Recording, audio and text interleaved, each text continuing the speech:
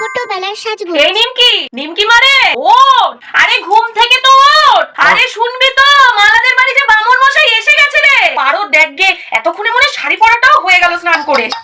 তুমি এতক্ষণ ডাকলে না কেন মা? আমার তো দেরি হয়ে গেল, যাই চান করে আসি। দাঁড়া ঠিক করে দি, দাঁড়া।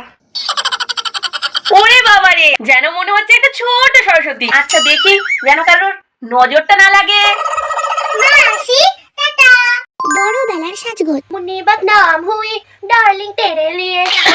টিমকি মা, আয় বাবা আয়, তোর আঁচলটা একটু ঠিক করে দি না। আমি মা না না মা, আমি 80 বছরের বুড়িদের মতন প্লিট করব না। আমি এখন এভাবেই পরবো, এটাই এখন ট্রেন্ড। তুমি জানো কি করে স্টাইলিশ ভাবে শাড়ি পরতে হয়? শাড়ি পরতে পরতে চুলগুলো সব পেকে গেল, আধবড়ি হয়ে গেল।